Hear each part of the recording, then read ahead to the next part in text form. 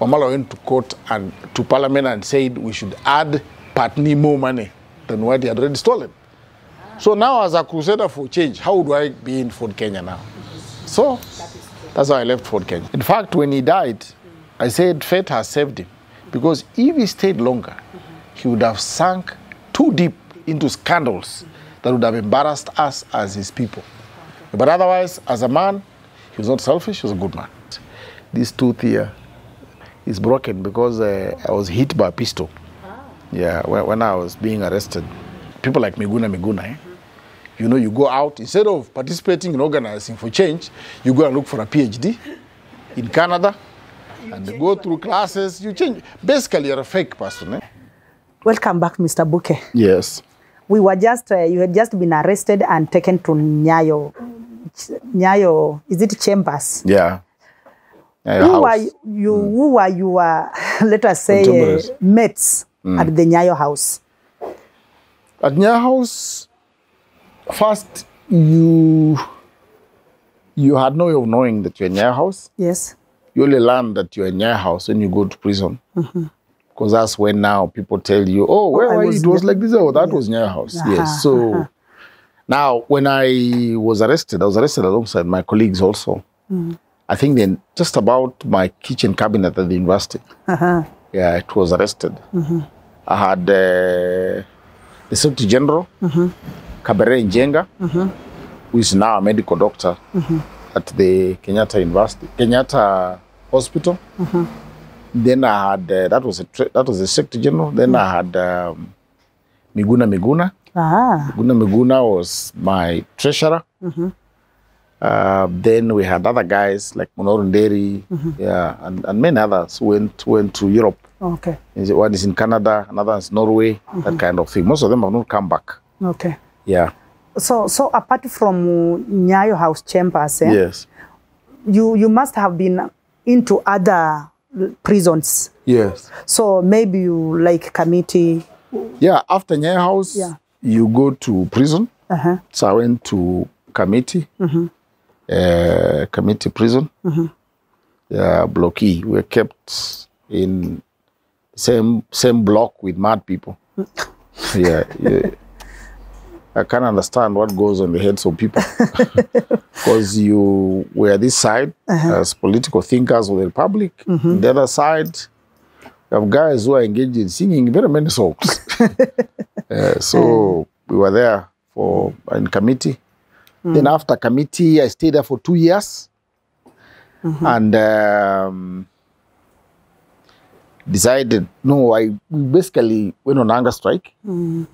I went on hunger strike alongside, I was in prison with people like Maina Kenyati, Oluwarungwen, Maina Kiongo, many other people.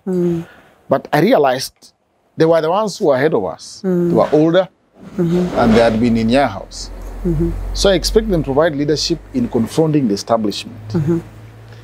But then I realized they kept postponing. We say we are going on hunger strike. When food comes, they eat. We eat the food and say, I think we don't want to show that we are divided. So let's just organize ourselves. Now, say we shall go on hunger strike, demand food and the right to sunbathe. When food arrives, some people go. Then they say, we don't want to look divided. So I decided that was not good. So me and somebody called Waweru decided that we shall do the hunger strike, the two of us. So we went on hunger strike, first day, second day, third day, 4, 6. They came and told us, now we can ask for books from outside. And so when books started coming, they kind of got also uncomfortable, decided, no, let's take this people to a more maximum prison. So they took us to Naivasha prison. Okay. That's why I was I want to call it the best prison, because they gave us books to read. I think that was a fruit that we got out of the hunger strike which we had conducted, the two of us, when the rest could not accept to start. So I was there, and towards the end, I always wanted to know how small prisons are run. So I did a letter requesting that I'm transferred to Bungoma. But I wanted to come to Bungoma and see how, prison is not easy to get by, to go there. So when you have a chance to go, please go. Yeah. So I had to see how small prisons are. So I went there, and indeed I learned that small prisons in those days were hell. Yeah, like in Bungoma here. Yeah? You get food, take your food, you go. Another, you pick your food as you're beaten. Yeah, before you pick your food. I found that terrible. I could not believe there was anywhere in the world where this is happening. Life was as hard. In fact, I never even ate. I lost weight because there were too many hungry, dying people. Yeah. So me, who is going in about 45 days, I can't eat. I'll just be okay. So I eat a little, the rest then you give the food. When I left prison, I was actually very, very emaciated. So I'm saying that I got a chance to know. How so I was also in Bungoma prison. Okay. But of course, over the years, I've gone to Shimolatewa twice on this Kenyan freedom struggle charges, which he knows about. Yeah. I think I've gone there twice. I've also gone to Naivasha again under FERA. I think that's all. Prisons have gone that far. Okay, so now it is granted during the Moi era that you were actually a target of arrests and imprisonment. Yeah. No doubt it left a lot of damage to your education, your family, your clan, your associates, and everything associated with you. Yeah. Maybe the effect that is can be felt up to now. What were the major effects that did to you? The first effect was destroying the father, the head of the family. My father became, he lost his head, became religious. I think he discovered his own God, was talking to him. So he told him, don't take kids to hospital. And we ended up burying 1, 2, 3, 4, 5, about 7 people died. There was a kid who died, it's called Luca. He broke his collarbone. And they prayed and Jesus didn't show up. So the boy died. Then there was also another one, pneumonia, Jesus Christ didn't show up. So we ended up having several deaths in the family. That was damage number 1, reversible. Then the other one is that the world was coming to an end through the Iraq war. That was my father and his God speaking. So there was no need for people to go to school. Because the world was coming to an end. So no need. No need, yeah. So I think my home is the only home you'll find the highest number of people who have not stepped in a classroom. And they're adults and married. Yeah. So that was the ripple, the effect on the family. Then those who survived also because they had no agenda with life, not developmentally. They drank changa. We've buried how many? We buried the most recent was Ezekiel, my stepbrother. And he also buried Martin, my second follower. He also buried Tom. You know? Yeah. So that is at the personal level. Yes. Yeah. So the family got hit. Then at the extended family level, we also targeted by the system. We were born on that land. My grandfather was buried on that land. We've been there since, he says 43 is when we settled on that land. Then when they were doing, since giving out land, allocating land, it was allocated to us. And these people, our people in Mount Elgon, under their leadership, because we were kind of a visible family, my father was an MCA, and I was a bandit. So they found out, how do we get these guys out of our place? Yes. So they also went and engineered and changed the ownership of our land. So we've been fighting for ownership of our land up to now. Up to now. When my father died, they were preparing a court order. So I got him in a vehicle. So I drove towards Mumias. I'd given instructions as soon as he lands to the grave. So the vehicle went unescorted up to home so that people cannot understand whether the body has arrived or not. And again, even the vehicle did not have a red flag. So just a normal vehicle. It can be a clandestine burial. Yes. Yeah. Now, all that is being done to make sure that burial takes place before we are served a court order. Yeah. So the impact has been that now, as a family of our grandfather, all of us have no home. Okay. We live on land owned by another person, courtesy of what happened? the Kano Games.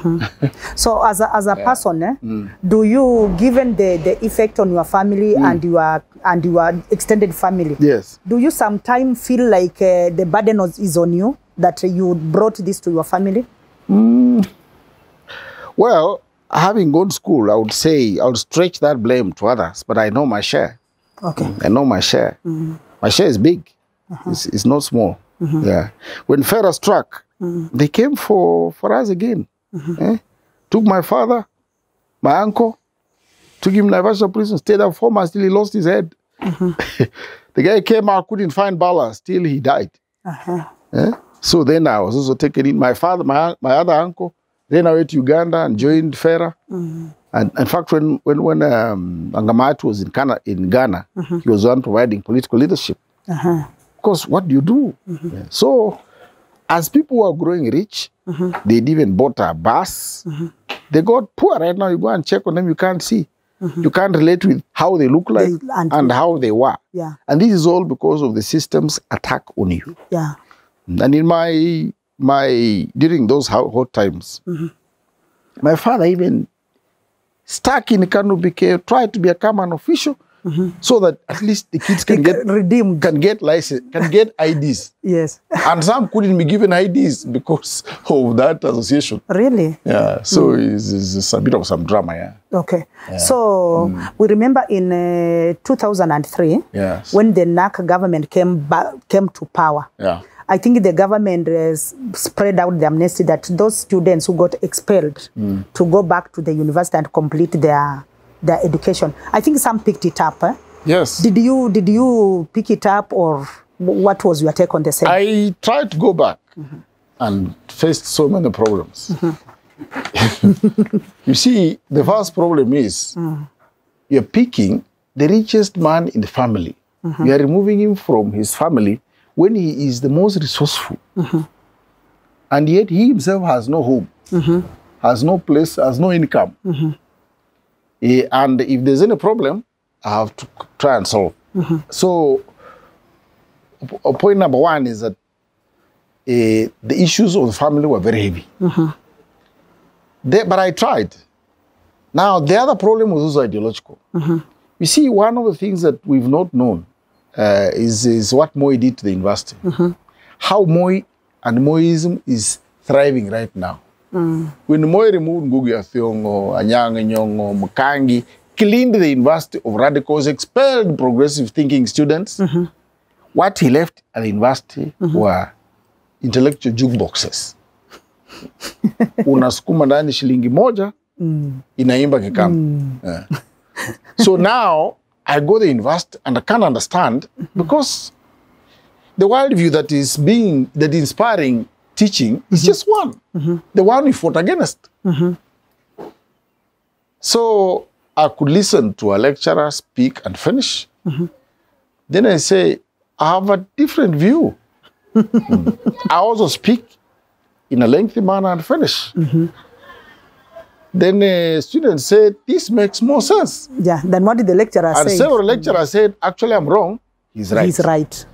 So we reached a point where now some teachers got uncomfortable with me. Yeah, true. In fact, when I carry my hand, they can't pick me because they expect a challenge. So now I realize here I'm just wasting my time. And in the case at that age, I'm not trying to be a DO. I'm just finishing for romantic purposes, but otherwise, there's no chance of being employed by conservative regimes. Because the Kibakis fought against them, and I don't think they forgave us. So I realized after 3 months that no, I think I don't have a chance to get a degree. To get here, yeah. I'm not even sure I need it, because the struggle continues. Okay. Yeah. As people fight for liberation, the media has a very special place in the fight for liberation. And media houses have stood out to actually talk about oppression and bad governance. But sometimes they get compromised. To you, which media house actually stood out during the liberation time? You see, the media has a long history in terms of availing facts. But the tradition also of doing selective dissemination of facts is also part of our history. And if I was to speak generally, I would say that the reason why we ended up having Mwakenya, having Patanishi, having underground leaflets, it's because the mainstream media was not delivering. So the only way to pass information was to rely on on the media. You see, you mentioned that when I was jailed, you made reference to international media. That was all that we had. In fact, if you go to Somalia, there's a joke, because Somalis quarrel a lot. But they say that the only time when Somalis keep quiet is when BBC is announcing, because that's when now they're listening to something that's real news. So I want to think that the mainstream media in those days failed us. I'll give an example. Like, for example, when Adungosi was jailed, Titus Adungosi, a former student leader, they gave him headlines. Okay? Now the guy comes to prison and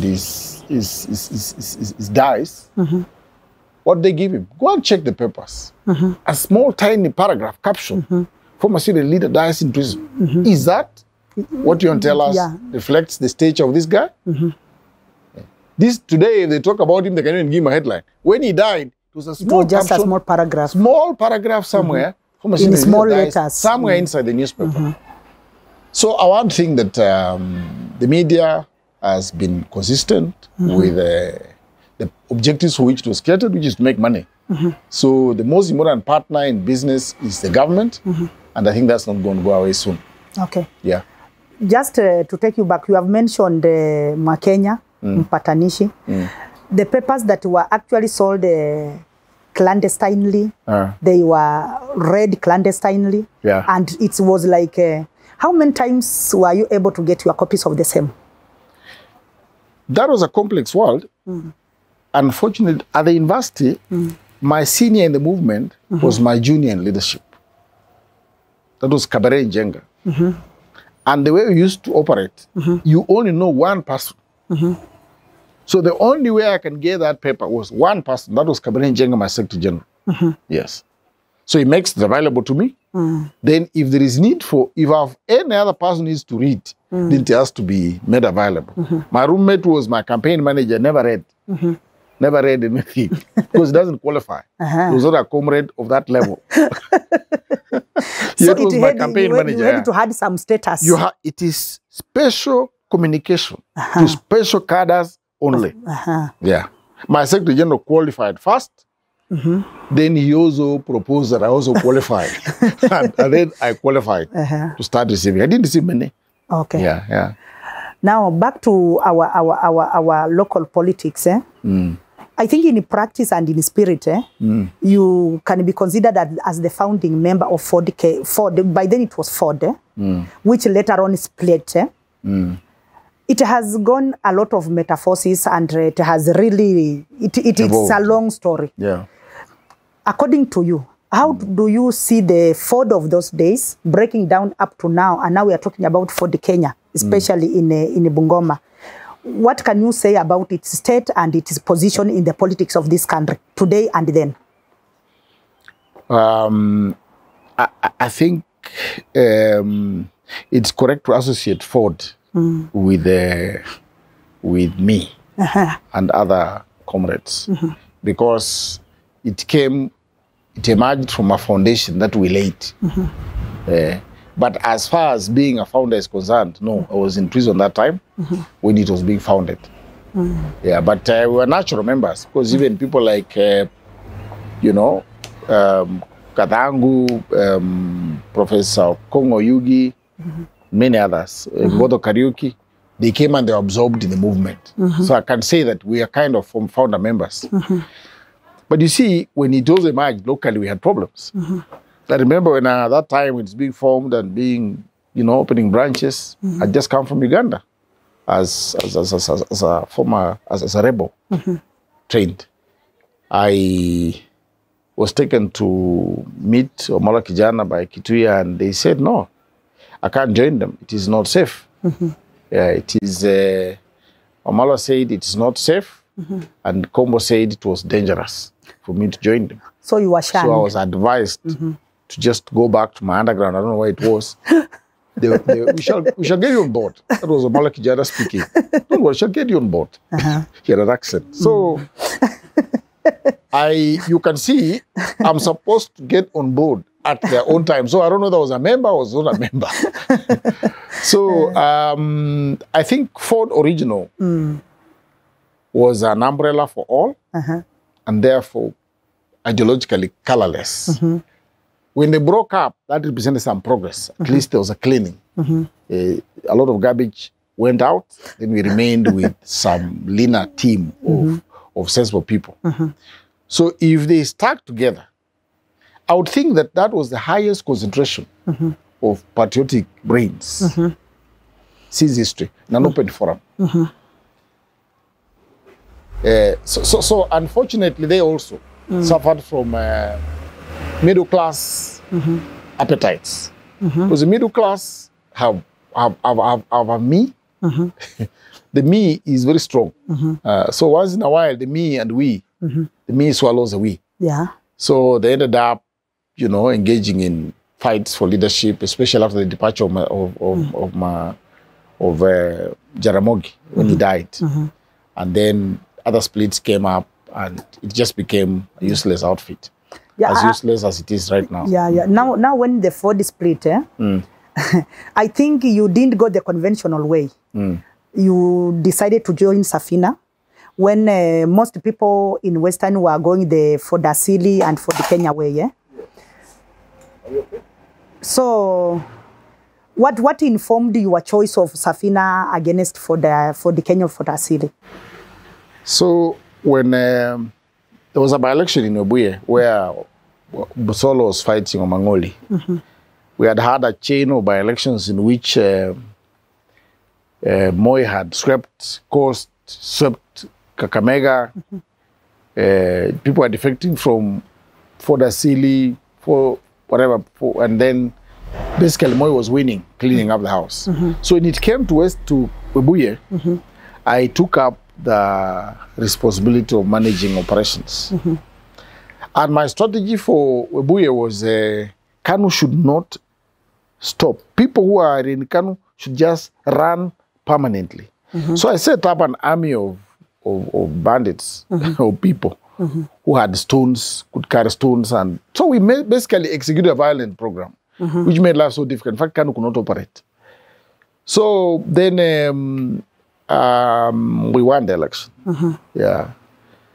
And just around that time, the government came for me and threw me in and put me in Ferre. In fact, this tooth here is broken because I was hit by a pistol. Yeah, when I was being arrested in some time over that. So now I stayed in custody for 49 days. When Busolo was now joining parliament. So when I came out of prison, Naivasha prison, the first person to look for was the MP we had met, which is Busolo. So I met him at parliament. He told me, that time we had Golden Back. Golden Back had hit the country. So he told me, but Omala, these people have been talking about you. And by the way, they have a lot of money because of this Golden Back thing. I suggest that you go and see Omala, he'll also give you some money. See, me, I was given 280. I used 200 and deposited and to buy this car, Nissan B12. Then he said Munyasya got 500. Said George Captain got 1.2. So it was a cake, yeah? Yeah, 1.2. Then he said George Captain got Combo got 1.2. Busolo got 280 because he was said to be a Raila person. Munyasya got 500 and bought his Sprinter car. I don't know that car. Then George Captain got 1.8. Then Mkrisa Kitui got 2.5. Yeah, that's Busolo speaking. So me, I realized, what am I doing? if this is the people I'm working with, then there's nobody to work for here. Yeah. So I actually left that day and looked for a contact to Paul Mwite. And we went and met Paul Mwite. That time, the Paul Mwite was rebelling as a cleaner team. Only to learn later that he also had his share Of the same. of 20 million. And then much later to also learn that Orengo also had his share. I had gone to John Keane's place with him at night, years later. And John Keane said, are you guys, anyway, maybe I'm digressing, but I can say that people got their money. Yes. Yeah. So now I thought the best place to go is to go to Safina. Which sounded cleaner. And they were, at least, Omala went to court and to parliament and said we should add partly more money than what he had already stolen. So now as a crusader for change, how do I be in Ford Kenya now? So That is true. that's how I left Ford Kenya and joined Safina. Having talked about Ford Kenya and their share of the cake of the golden bag, you are actually on record for having been rather impatient with the Wamalwa Kijana, the leader of Ford Kenya that time. Yes. What did you know that the rest of the people didn't know? You know, it's not very comfortable talking about Wamalwa Kijana because at some stage I was his son-in-law. Okay. I married his firstborn for a year. Is that marriage? But it was because at least I went and announced myself. I wrote him a letter. In fact, I put in 5,000 shillings. Which was a lot of money. He was a good man. No, it was little money. But he came and announced, my son-in-law has given me 70,000 shillings. And then he said, can I share it with you? Then give you 70,000 shillings. So then he remained 10. So let me eat this 10. But the truth is I'd given him only 5,000. But I think he was trying to save my face. Yeah. As a poor guy. So my father-in-law, I can't talk too much. Yes. But what I can say is that he was a very kind man. Recklessly kind. Very recklessly kind. The only man who never worshipped anything he had in his hands. In fact, anybody near him will pick everything he has. And he goes back to the bush to look for more money. He had a good heart. What he lacked is a bewot to fill gaps in his personality. Because that he would have made a good leader. In fact, when he died, I said fate has saved him. Because if he stayed longer, he would have sunk too deep into scandals that would have embarrassed us as his people. Okay. But otherwise, as a man, he was not selfish, he was a good man. Yeah. So death saved him the embarrassment. In my opinion, that was historical salvation. Because I know what was going on. His cars had already got to pick Samoa there at the due to manipulation by current owners of Ford Kenya. So now, if that came out, what would it be? By then, he would have even gone to prison. It's not open secret that he was a bit of a common, but basically he was a reckless person. But a good person. A good human being. The best you'll ever find. If not being selfish is the most important characteristic of a good person. In our interview, you have times and again mentioned the Fera again and again. For people born in the 90s and beyond, the February 18th movement and the armed wing, Fera, are, I think, remote relics of history. But for all the generations and to people like you, it's either a badge of honor for the rebellion and defiance against KANU and the misrule of that time. It's true. What was your participation, or what was your position in that Fera combination? You see, I never belonged to a movement called Fera. I was never a member. I was a member of another group. It was called Wake. A product of the Makenya movement. Then, but rebels against Moi, there were about three armed groups. There was Kenya Patriotic Front, that was crafted by Koigi Wamwere. Then we also had Wake, my movement. Then we had Fera. Now, in the experience of Museveni, he knew that the most important thing is being against establishment. So he trained any group that wanted to train him. So we had our own group training in Uganda. We had KPF trained also. Then we had FERA, which also trained. It was led by a person who took part in the struggle for the liberation of Uganda called Brigadier Odongo. He's buried in Congo right now. One of those days when you take power, in a few centuries, I think we may get the body back. Yeah. But FERA was led by a former NRM person was of Kenyan origin. And the agenda was the same. Just like KPF was launched to liberate Rwanda and succeeded, he also hoped Kenya would be liberated through the armed groups that were being made. At the same time, you remember that Sierra Leone was also being led by that old man. He was 70 years old, almost chopping people's hands. He was trained in Libya as part of the African program to liberate Africa from anti-imperialist, from imperialist forces in power. Yeah. So that's how we end up associating and knowing about FERA. The difference between FERA and the other armed groups is that it managed to strike fast. We thought it was premature and not educated, but at least they managed to strike fast. So we ended up kind of being associated with its exploits when we were not even members. Yeah. So before we go on another break, I kindly, I will want you to briefly talk about your life in exile.